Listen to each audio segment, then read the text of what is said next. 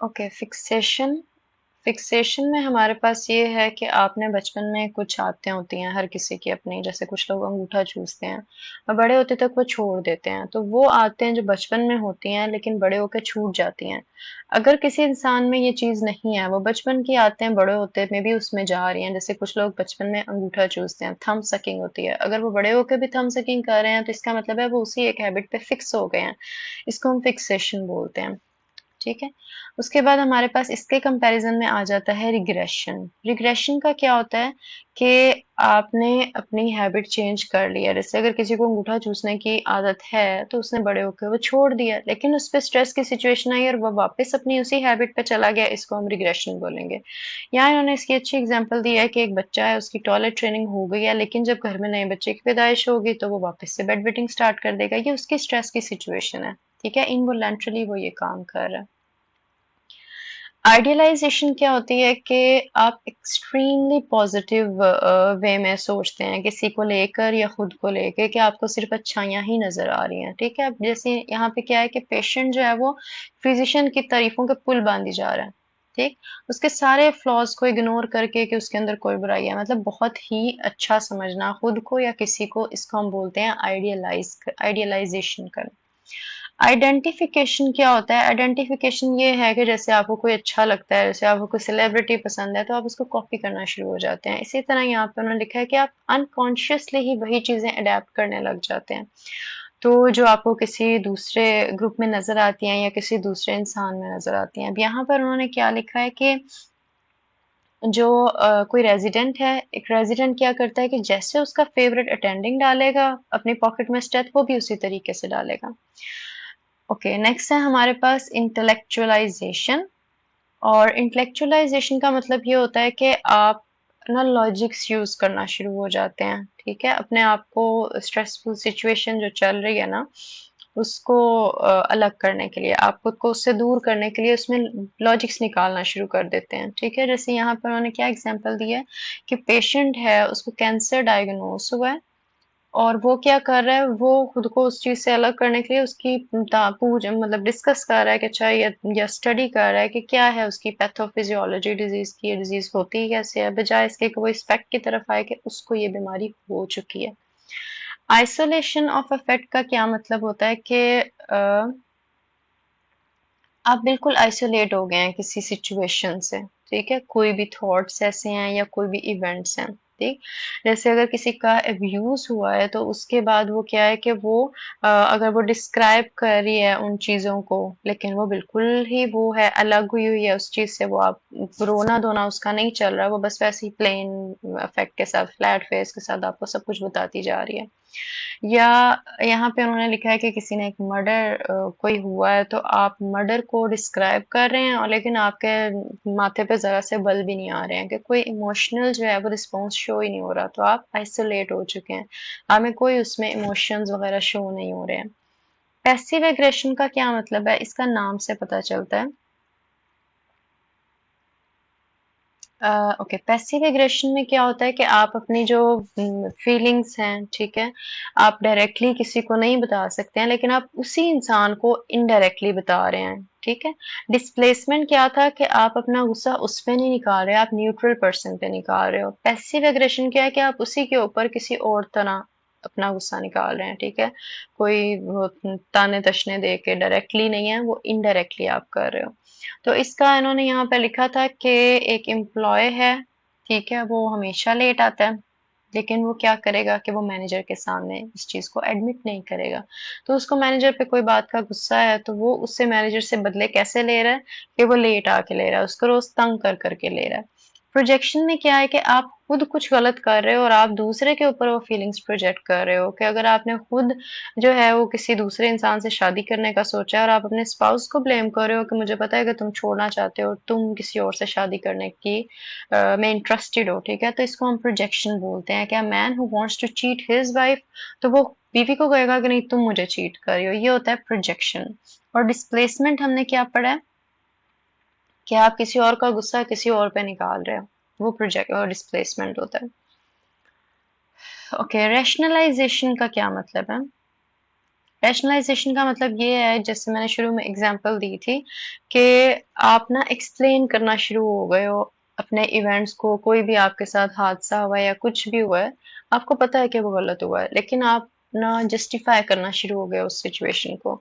जैसे एक एम्प्लॉय है, उसको जॉब से निकाल दिया गया और वो किस तरह से सबको बता रहा है कि कोई बात नहीं, खैर है, जॉब इतनी जरूरी थी भी नहीं, ठीक है, हालांकि जॉब तो हर किसी के लिए जरूरी है। तो वो इस तरह के एक्सप्लेनेशंस दे रहा है खुद की स्ट्रेस को कवर करने के लिए और इस सिचुएशन से बचने के लिए कि वो खुद को ब्लेम ना करे। उसके बाद हमारे पास आ जाता है रिप्रेशन। रिप्रेशन और हमारे पास होता है रिप्रेशन और सप्रेशन, हमारे पास एक तरह की के वो आते हैं, ठीक है, कंपैरिजन में।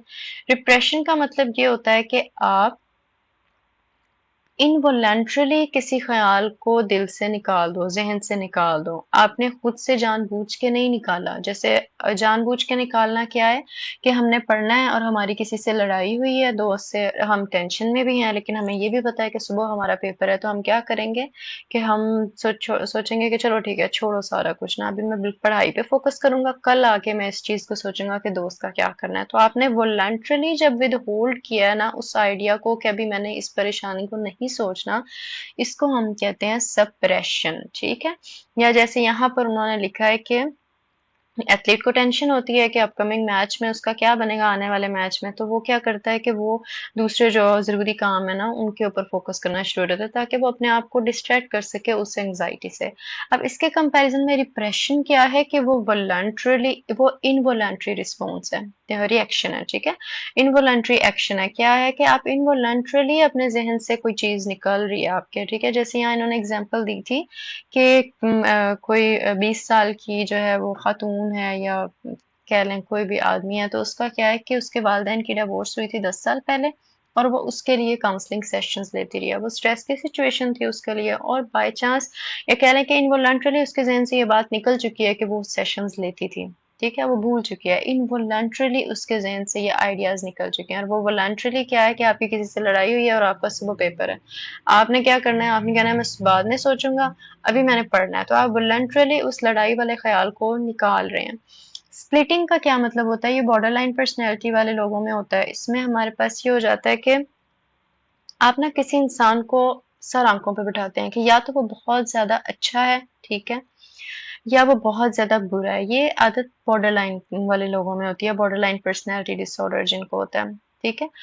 अब इसमें हमारे पास क्या है कि या तो इंसान बहुत अच्छा है या फिर बहुत बुरा है। कुछ लोग होते हैं हमारे इर्द गिर्द जो कहते हैं he is my best friend, ठीक है, और उसके बाद वो कहेंगे कि नहीं, I have not seen a worst person like him, ठीक है, एवर। तो ये क्या है कि आप एक तरफ उसकी तारीफों के पुल बांधते थे और अब एक तरफ आपने उसके खिलाफ महाज खड़ा कर दिया। तो ये स्प्लिटिंग है और ये ज्यादातर औरतों में होती है, ठीक है। पेशेंट क्या कह रही है, जैसे कि सारी नर्सेज जो हैं वो बिल्कुल सर्द मिजाज हैं और डॉक्टर जो हैं वो बहुत अच्छे हैं यहाँ के, तो ये आप बिल्कुल एक्सट्रीम सिचुएशंस पे जा रहे हैं। मेच्योर डिफेंसेस में क्या होता है, मेच्योर डिफेंसेस में हमारे पास आ जाता है सप्लीमेशन। मेच्योर डिफेंसेस में हमारे पास सब्लीमेशन होता है, ठीक है। सब्लीमेशन है, ऑल्ट्रुइज्म है, सप्रेशन है, ह्यूमर है। सप्रेशन हमने पढ़ लिया है। ह्यूमर भी बहुत अच्छा है, जैसे मेडिकल स्टूडेंट्स में बहुत ज्यादा होता है कि जैसे हमारा यूएचएस एग्जाम्स लेता है तो हम यूएचएस का मजाक उड़ाते रहते हैं, मीम्स बनाते हैं कि यूएचएस को आग लग जाए, ये हो जाए। तो आपका क्या है कि आप अपने आप को एंग्जाइटी है उस इदारे से कि वो आपका पेपर लेता है, प्रॉफ होगा, फेल ना हो जाए। आप उसको किस तरह से कि जैसे प्रॉफ के अंदर ज्यादा जोक्स क्रैक करते हैं स्टूडेंट्स जो हैं या फ्रेंड्स आपस में बैठ के, अगर वो इकट्ठे बैठे हैं, कुछ ज्यादा मजा आ रहा होता है इकट्ठे बैठने का, बातें करने का। तो बेसिकली आप अपने स्ट्रेस को किस तरह से रिलीज कर रहे हो कि कोई भी ऐसे मजाक करके उसी सिचुएशन से रिलेटेड, ठीक है। तो जैसे हम मजाक करते थे कि यूएचएस को आग लग जाए, इस तरह की एक मीम चलती होती थी हमारी।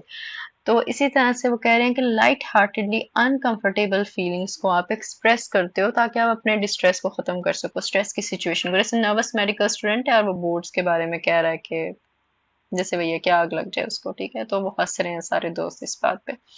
ऑल्ट्रिज्म क्या होता है? ऑल्ट्रिज्म का मतलब ये है कि किसी गैंगस्टर ने चोरी की है, माल इकट्ठा किया है, अब उसने क्या करना है, उसने उस गिल्ट से बचने के लिए कह लें कि उसने सारा जो है ना आधा माल खैरात में कर दिया, खैरात में दे दिया, ठीक है। तो जेनरोसिटी है, सखावत उसमें शो कर रहा है अपनी। तो वो अपनी नेगेटिव फीलिंग्स को कैसे कर रहा है कि बैंक लूट के उसने गरीबों को पैसे दे दिए हैं कुछ, ठीक है। तो वो अपने आप को वो कर रहा है, अपने गिल्ट को ओवरकम कर रहा है कि नहीं मैं तो बहुत नेकी का काम कर रहा हूँ, ठीक है। और रिएक्शन फॉर्मेशन क्या होता है? रिएक्शन फॉर्मेशन हमने अभी पढ़ा है, हमारा रिएक्शन फॉर्मेशन सॉरी ऊपर रह गया। रिएक्शन फॉर्मेशन होता है अंदर कुछ और बाहर कुछ, ठीक है। कुछ औरतें होती हैं जो अंदर से उनके अंदर आग भड़क रही होती है, लेकिन वो मुंह की मिठास उनकी नहीं जाती है, इसको हम कहते हैं रिएक्शन फॉर्मेशन, ठीक है। जैसे एक स्टेप फादर है, वो बहुत अच्छा ट्रीट कर रहा है अपने बच्चे को, ओवर प्रोटेक्टिव हो रहा है उसको लेके, हालांकि दिल ही दिल में वो उसका स्टेप फादर है, वो उसका अच्छा नहीं चाह रहा, तो इसको हम बोलते हैं रिएक्शन फॉर्मेशन, ठीक है। अब हमारे पास उसके बाद क्या है कि यहाँ पे उन्होंने यही लिखा है कि आप ना इसमें सोशली एक्सेप्टेबल चीज की तरफ आते हो। अगर आपका ख्याल है, स्टेप फादर का ख्याल है कि वो अपने बेटे को मार दे या खत्म कर दे, तो वो चीज नहीं कर रहा, वो उसको ऑपोजिट वे में जाके वो चीज कर रहा है जो सोशली एक्सेप्टेबल है। जैसे वो उसका ओवर प्रोटेक्टिव हो रहा है, उसके मामले में लेके उसका ख्याल रख रहा है, ठीक है। तो ये जो चीज होती है ना, वो होती है रिएक्शन फॉर्मेशन, अंदर कुछ बाहर कुछ, और अंदर बहुत खराब कुछ है और बाहर आप जो है वो पॉजिटिव वे में दिखा रहे हैं, वो पॉजिटिव साइड शो कर रहे हैं जो सोशली एक्सेप्टेबल है। अब इसके कंपैरिजन में जो हमारे पास सब्लिमेशन होता है, वो ये होता है कि आप जो आपकी एक विश है वो अनएक्सेप्टेबल सी विश है, ठीक है। तो लेकिन आप उसी विश के मिलता जुलता कुछ और काम कर लें, ठीक है। ये नहीं है कि आप उसका ऑपोजिट काम करें। जैसे ये क्या है कि जो टीनेजर है, उसको गुस्सा है अपने पेरेंट्स पे कि उनकी हाई एक्सपेक्टेशंस हैं, तो वो क्या कर रहा है कि वो उसने आगे निकलना है, तो वो अपनी स्पोर्ट्स में आगे निकलना शुरू हो गया, ठीक है। उसने किसी भी चीज में आगे जाना है, तो वो विश उसकी वही है कि उसने आगे जाना है। तो वो किस तरह से जा रहा है कि उसने अपना चैनल चेंज कर लिया, पाथवे चेंज कर लिया।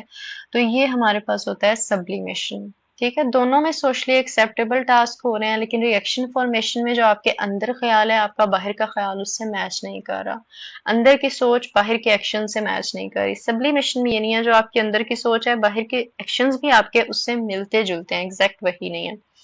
तो ये मेच्योर डिफेंसेस का यहाँ पे उन्होंने निमोनिक बनाया हुआ है कि मेच्योर एडल्ट्स वियर अ सैश, ठीक है। तो ये सैश का क्या है कि ओके एक मिनट, ये सैश में क्या आ जाता है, सब्लिमेशन और ऑल्ट्रिज्म आ जाता है, ठीक है। और उसके बाद है हमारे पास ऑल्ट्रिज्म है, और वेट अ सेकेंड जी, mature adults wear a sash, इसमें क्या है कि एस से सब्लिमेशन है। ऑल्ट्रिज्म है, जो गैंगस्टर चोरी करके माल गरीबों में दे रहा है, जनरोसिटी शो कर रहा है। सप्रेशन क्या है कि आप वॉलंटरली होल्ड कर रहे हो किसी आइडिया को, और ह्यूमर क्या है कि आप उसी चीज का मजाक उड़ाते जो जिस चीज को के लेके आप परेशान